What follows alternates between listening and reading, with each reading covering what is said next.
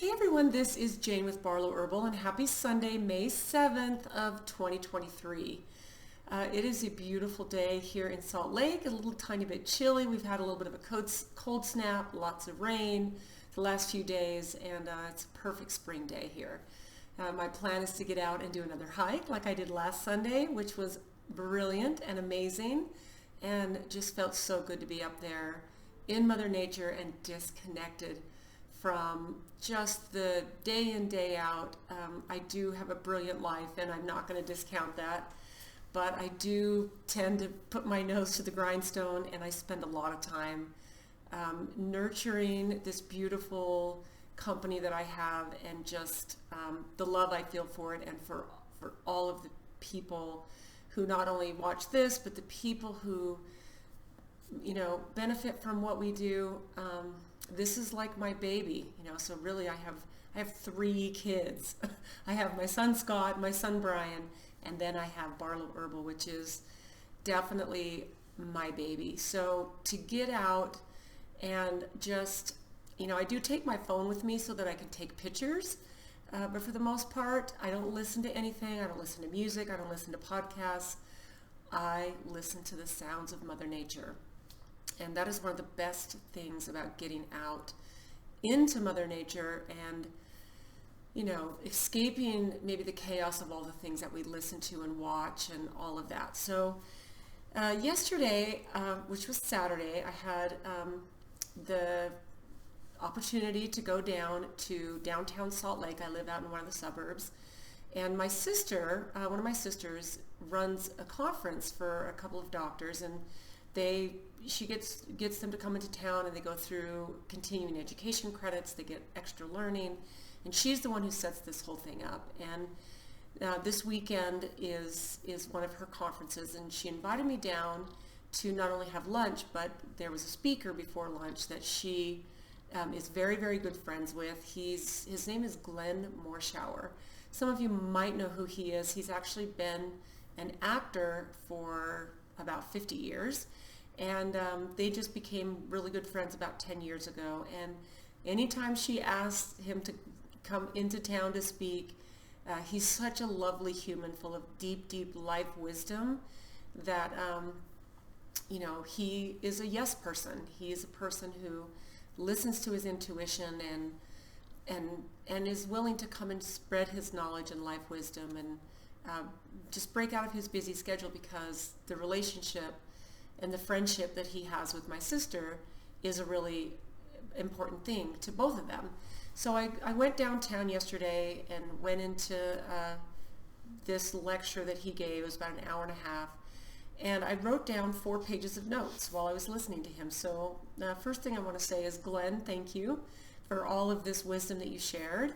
I made notes with just the intention of absorbing and taking these things into my own life and the realization of why we're here and just how to make ourselves better. So I'm going to just kind of go through some of the notes that I took after listening to Glenn and put my own spin on them and see if something that coalesces into some nuggets of wisdom or nuggets of inspiration that you can take into your own life this week, and the realization of your own potential and your own impact on this planet, and not just for yourself, but for the people that you come in contact with in person and energetically, because we are all connected. We're part of the same whole. So one of the things that he started with was this idea of, as human beings, we basically already make up our mind about a situation, about a relationship, about a person, about what we're qualified to do for work, what we're qualified to do in art or creativity, or we already have this kind of set thing in our mind of where maybe our limitations are. In fact, what this made me think of was there's an author, you might have heard of him. His name is Gay Hendricks, and he wrote a book. I don't think it's called The Upper Limit Problem, but he has a concept called the upper limit problem, where we have this perspective of how abundant our life is, or how it's supposed to be, or how happy our relationships are supposed to be. And when things start becoming good, say in the financial area, say you start getting abundance, just starts flowing to you. A lot of times we tend to self-sabotage because we don't know how to behave out past our upper limit. Like we have this upper limit problem where, oh, what if our relationship is gonna be so great and so happy, but we don't know what being in a happy relationship looks like, and we have this ceiling, this barrier. So this made me think of this when he said that a lot of us already have our mind made up, but we need to be open to a better plan. And I love that. So he had 5 different sections of really what this means. So we already kind of have this preconceived notion of what we've already decided is. So the first one is in our belief systems. You know, I've talked about this many times because there is such an amazing, the word power just fits here, and it fits a lot of times when I'm saying things. But the thing is this, we have this belief system of our religion, of our culture, of our political stance, of whatever it may be. And we don't realize the potential of our own ability to break out of these things and what might be on the other side. I think that we just have these things that are core. And I've developed completely new core beliefs even in the last 3 years. And if anything, a lot of the things that I did believe have heightened and solidified and just become more of who I am. And then on the other end of it, I've completely released old things that maybe I thought I'd released or shrugged off. It's been a total amazing awakening. So that's number one, is our belief systems is really this, what makes us to the core of us, who we are and what we stand for. Now, number 2 is our relationships. And really a lot of it boils down to what our character is. And what I wrote down here is, how do you treat people if you don't need them? So how do you treat the people that you do not need? Okay, now so think about that. The waiter, the server, when you're getting a meal, you don't really need that person. I mean, you could choose not to eat out, you could not go to a restaurant, you could cook all your meals at home. How you treat the people that you don't technically need.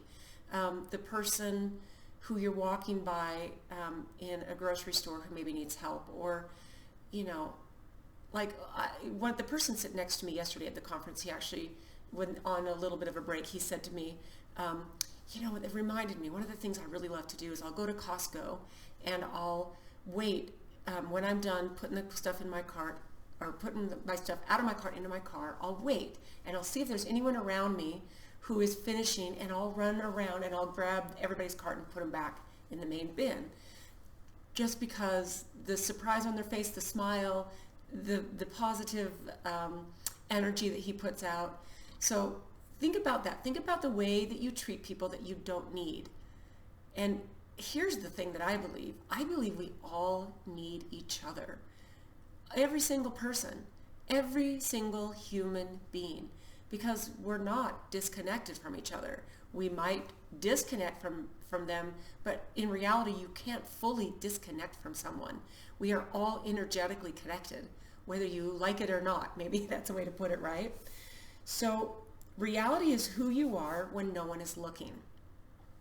One of the things, I love to do this when I'm hiking, and I have a sister in LA who goes on a walk in her neighborhood almost every single day, but she walks every day, and sometimes it's different places. She always brings along an empty garbage bag, and sometimes it's a small one, or sometimes it's maybe a bigger one. But she literally walks around, as she walks through her neighborhood on her daily exercise, she picks up garbage. And she does it not because she's looking for accolades, not because she's trying to let other people look at her and see, look what a great person I am, and how great I'm making our community. She does it for herself. and for the community that she is a part of. So reality is who you are when no one is looking. So here's the thing to remember, is that you are looking. You are the one who is looking at what you're doing. We are under our own surveillance. Okay, I love that. We are a witness to our own behavior. And that's what really matters. Now the third one is your finances. So how to become masterful of the process, which is, this was, he expanded way on this, and this is amazing. But one of the stories that he told, and just a reminder, is we really are who we are no matter how much money we get. You always hear the story, or you always hear the saying, I would be happy if I had more money in my bank account, or if I was out of debt completely, or if I made this much more a month, it would change everything and I would be happy. But here's the thing, I actually knew a woman who won the lottery when I was living in California. This was more than 25 years ago. And I signed this woman up at a gym. I was working at this big gym. And over time that I got to know her, we would sit at the juice bar and we would have a protein shake, and we just became friends. But she shared something with me that she didn't share with people, because when she did, they always had their hands out. But she had won the lottery, and it had changed her relationship with her family in not a positive way, because everybody kind of came after her a little bit and wanted something from her. And she was very generous, and then she watched what happened when she would give the money. Having a lot of money doesn't change your character. It simply changes what you do with it. You still have the same character. So the thing is, the story that Glenn talked about yesterday was that of Christopher Reeve. And think about when he had his horse. He was on his horse and he had this accident, and it made him paralyzed. And here was a person who had everything. He was famous. He was rich. He was well known, and then he had this accident where he lost everything physically. And think about this person who, if he would give all of his wealth to have his health. And we know this. We hear the same thing from people all the time. We spend our life gathering wealth, and then we spend all of our wealth trying to regain our health. And it's one of those things that you just, to me, the abundance always flows when you're generous. And the character that you develop along the way to getting yourself into a financially freedom type of place is really what it's all about. So, and he really expanded on that story with Christopher Reeve, and it was beautiful the way that he did it. So here's something else, and I just wrote this down under this section. Listen to someone's tone, and you will see where they reside in consciousness. So listen to someone's tone. And this is, he really talked a lot about paying attention to your intuition here. And this is something I'm super tuned into. And I will get a feel for a new situation I'm in, or a new person I'm being introduced to. And I can really tell almost immediately if they're a person that I'm going to want to stay in their energy field. And I think that it's really important to really keep that at the forefront of when we're paying attention. So the nice thing, and this is one thing that I love, finances only increase your options. So it's not that getting your finances in order or having a life full of extreme abundance is a bad thing. It's not a bad thing at all. All that really does is increase your options to do more good, to spread more positivity and inspiration. And there are so many people with so many brilliant ideas, and the things that are happening in this world right now are a perfect example of that. There are so many beautiful things and beautiful connected people who are making a difference. So and then he tied this in. You are the Lamborghini. One of the biggest crimes is an underlived life. So for me, and what he meant by you are the Lamborghini is this is where the wealth is, your health. You become an 80-year-old, a 90-year-old, a 95-year-old, a 100-year-old. You take care of this vessel to the best of your ability. And sometimes there are things that happen outside of our control. But if you take care of this vessel, body, heart, and soul, you take care of this. And you take care of the body so that the soul, the consciousness can rise and do its thing. Like, think about this. You would never, ever take your garden hose and put it in the gas tank of any car. Any car. Like, there's not even a percentage of there's not even a small percentage of people who would even try that or think that's a good idea. And yet we tell ourselves, you know, I'm going to eat 80% clean. Well, this is our car. This is our vessel. This is our vehicle. This is, you know, the Lamborghini. This is what gets us around on this earthly plane. And many of us simply put things in our bodies that do not give us vibrant health. And we treat our cars and our things better than we treat our own temple, our own vessel. I mean, I love that. One of the biggest crimes is an underlived life. Magnificent creatures we are magnificent creatures behaving as if we are not. Oh, I loved that. Take a stand in your magnificence. Stop blocking the receiving. It's like, oh, here's a whole bunch of blessings coming your way. And it's like, oh, I don't know if I'm ready for that. Stop blocking the receiving. Let yourself receive. Remember that you are a vessel through which much activity occurs. I love that. Okay, the fourth one is how do you treat your body? And this is where he actually brought up the idea of putting your garden hose into the gas tank of your car. So he actually had people raise your hand. How many people would think that is a good idea? 100% of the people did not raise their hand. And this was a good-sized room full of a lot of people. Like, this is not something we will do. So there is a downside to be 90% committed to your health and to what you get to experience in this physical body. And I know I bring it up a lot, but just because it's still fairly fresh with this whole big knee surgery I went through, this is part of me partaking in something that's, I believe, a miracle that modern medicine can do, is to help us be in these physical bodies and have serious longevity with like orthopedics and also emergency care. To me, that's where we super shine. And it's like, to me, that's like, yes, this is what I wanted to go do and experience. And it was an amazing experience for everything that it was, as far as, you know, if you can take something that major. But to me, that is going 100% in.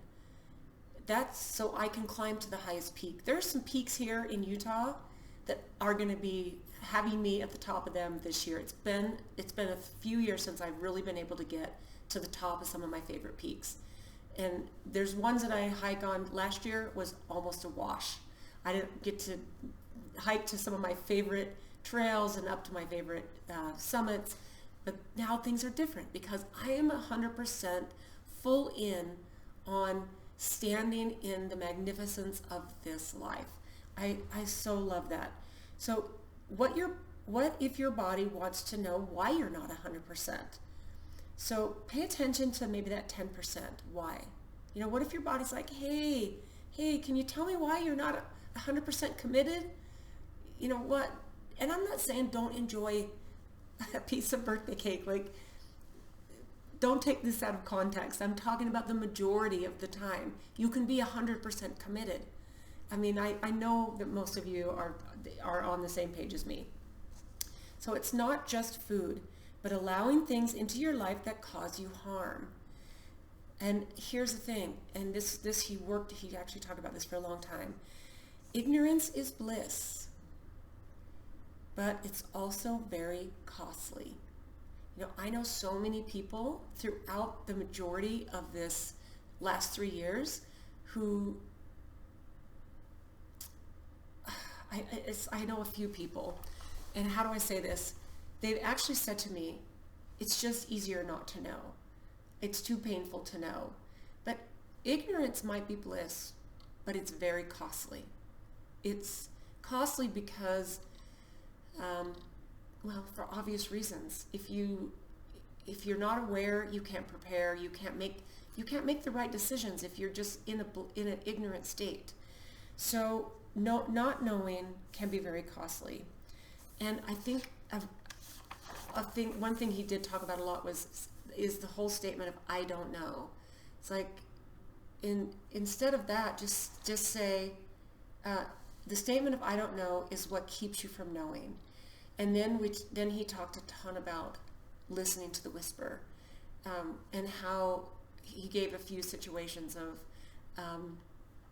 how they've actually made these pivotal moments in his life from when he reached out to the woman he eventually married, and it was just this, we get these messages, and it's inconvenient to pay attention to the whisper, but the whisper informs you.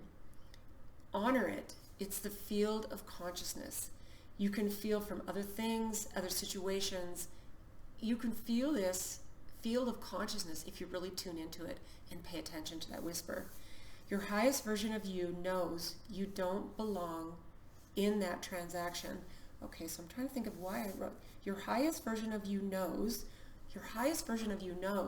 when you don't belong in a transaction.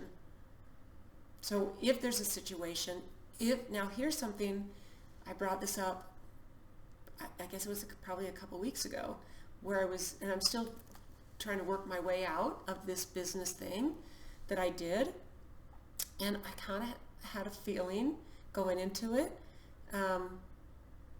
but I didn't listen, and it's there, you're that whisper, that intuition, this gut feeling that we have, this is our highest version of ourselves, and it's guiding us. And some people might say this is God guiding us, this is the Holy Spirit guiding us. We are part of God, and yes, we are being guided. We get those whispers, and I'm telling you, the more you tune into this, the easier and better it gets. Sometimes you still have to learn the hard lessons, like I'm currently learning, but it's okay too. So instead of trading, this is the coolest thing. Instead of saying, I knew it, so when you have an intuition that's telling you to do something different in whatever area of your life you want, instead of at the end of it and you come out the other end and go, I knew it, I knew I shouldn't have done that. Instead of that, trade it for, I know it. And say that before you get yourselves in these situations and then have to say, oh, I knew it, right? So whether this is in love, in business, or in health, take action now when you get the whispers. Don't just hear the inspiration, take the action and then follow through. I love this saying that when you get an idea for a new project, a new something to create, anything. If you're a writer and you get an inspiration for a new book, I will tell you, most people who write books, and especially novels, when they get downloads of information or ideas for stories, they usually are writing things down and taking notes, and they're letting this inspiration flow through them.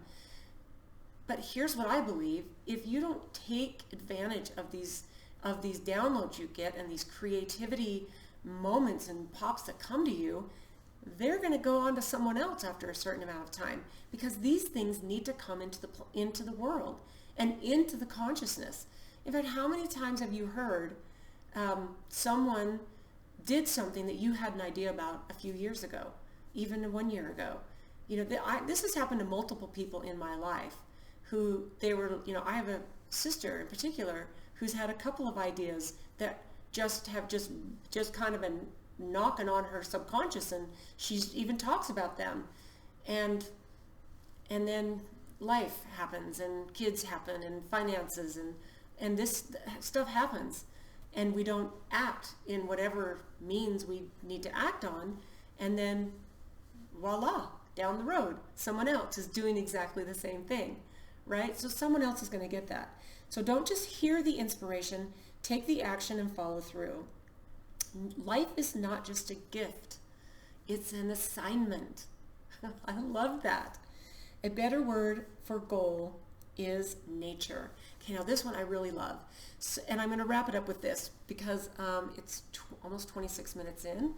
But so instead of saying, it is my goal to be loving, say, no, it's my nature. By nature, I am loving.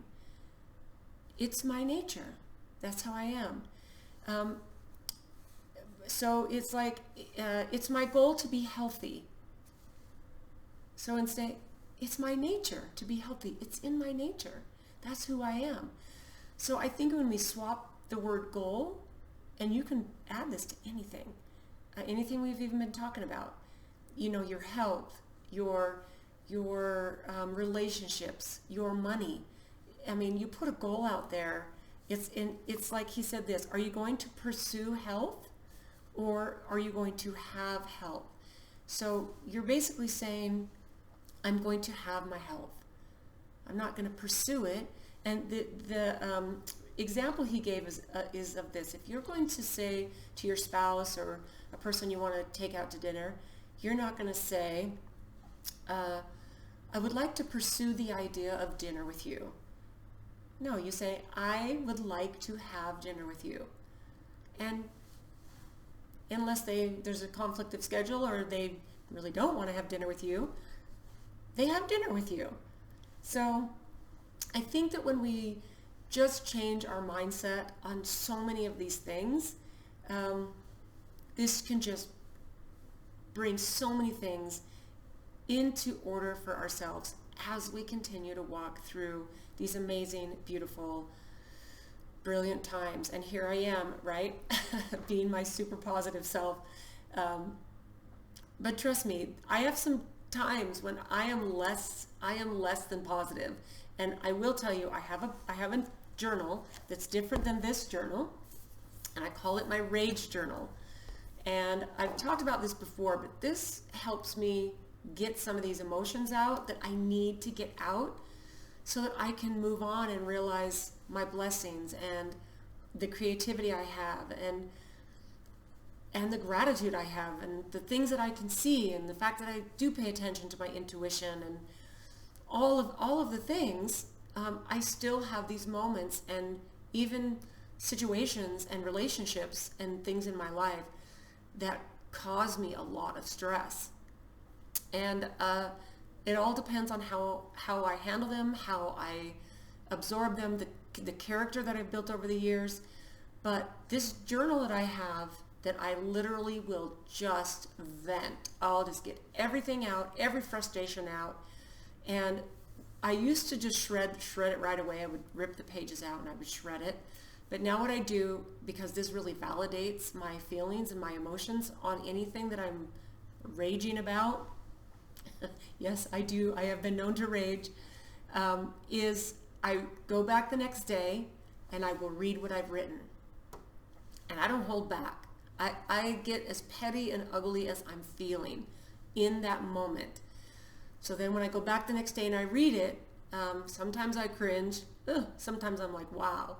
But it validates the way that I felt, and it gets those emotions out of me so that I can move on. Because when we just keep those things just hunkered in and tucked inside of us, they fester. And then we explode on people we love, or we don't get, it can even express itself in disease and ill health. And none of us want that. So I would hope that you have a way to really tie some of these thoughts together. You know, this was might feel a little bit random, but it was a beautiful talk that I got to sit and listen in on yesterday, and I'm glad I'm glad I had my notebook. I kind of had a feeling because I've listened to Glenn before, and he is a lovely human with a lot of deep wisdom, and he's really amazing to listen to, and he's just a reminder of this magnificent life that we have, and all the opportunities that we have to serve each other and to be here during this amazing time. So thanks so much for watching, guys. I hope that you are subscribed if you can. I know some of you are on other platforms. In fact, I'm going to start posting these videos on Rumble. I do have an account, so I'll give you a link to that because I'm going to put this one up there as well. But you can always go over there and listen and subscribe and comment or whatever you want to do. It's brand new, fresh. I don't think I have anybody subscribed to my Rumble channel at the minute, but it's brand new, just of this week. So subscribe here if you're so inclined. Drop me a comment. I'd love to hear what your thoughts are. I hope you have a beautiful, beautiful week ahead, and we will see you next time.